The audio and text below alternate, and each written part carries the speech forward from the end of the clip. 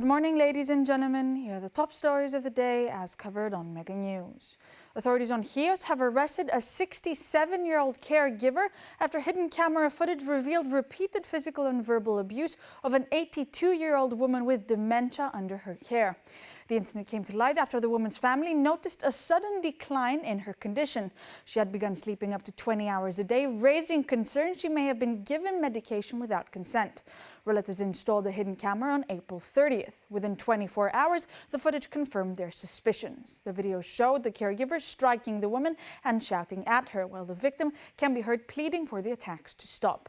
The family then contacted police, leading to the caregiver's arrest. A forensic examination has confirmed evidence of abuse, and the case has been referred to the courts. This is the second reported case of elder abuse on the island within a week. In a separate incident, a 98-year-old man with dementia was also abused by a caregiver. He was hospitalized after the incident and died 12 days later. A 19-month-old child who ingested rat poison on Skopolos was successfully transported to hospital in Volos following a sea rescue operation under severe weather conditions. The emergency began on May Day when the child fell ill and required immediate medical attention. Strong winds of 8 Beaufort made an airlift impossible, and an initial attempt to transfer the child by a small vessel failed due to rough seas.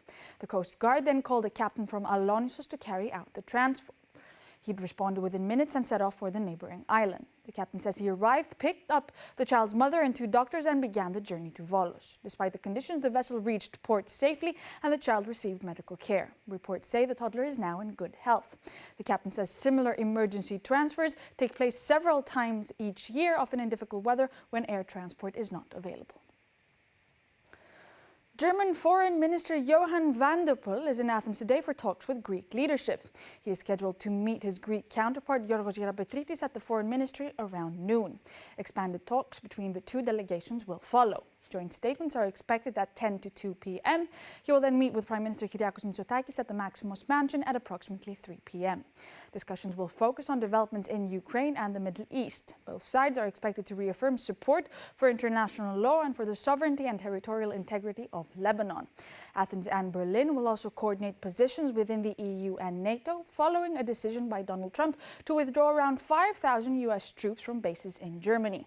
Both countries have stated they do not plan direct involvement in the Middle East conflict and call for the restoration of freedom of navigation in the Strait of Hormuz. Talks will also cover EU defense capabilities and enlargement with a focus on Western Balkan accession. On bilateral issues, discussions will include economy, trade, energy, and migration.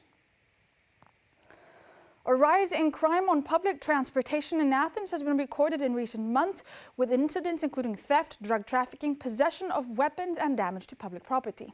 Since early 2025, the police operation known as Ariadne has deployed more than 400 officers daily across buses, metro lines, trains, and trams.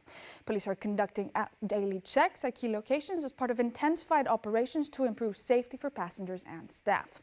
During these checks, officers have found individuals carrying several weapons. In one case in Kato Patisia, a passenger carried an axe and a knife. In Kato Acharnes, a miner was found with a replica katana-style sword. At Panormu Station, a man approached tourists to create crowding, allowing accomplices to steal money. Police data shows that in the first 4 months of 2026, authorities carried out 76,400 checks and made 1,400 arrests. These included 52 cases involving weapons, 36 related to theft, and 386 linked to drug offenses. A cold snap brought winter back over the weekend with snow, hail and strong winds across Greece, affecting areas from Crete to the north. On Sunday, snowfall covered mountainous and low-lying regions, including Mount Parnitha, Mount Pendeli and Mount Parnassus. Authorities closed Parnitha Avenue above the cable car point due to hazardous conditions. Snow also fell in central and southern regions. In Kalavrita, visitors returned to the ski resort following fresh snowfall. On Mount Parnassus, snow reached around 5 centimeters, with temperatures dropping to -2 degrees Celsius. Northern areas recorded the lowest temperatures. Readings included -4 in Seli, -3 in Laias, and -1 in Florina and Nevrokopi. Unusual conditions were also reported in Crete. Snow fell in Anoia, while heavy hailstorms followed downpours in Heraklion. Similar hail affected Karditsa in western Thessaly. Meteorologists say temperatures dropped to their lowest levels for this time of year in around 30 years.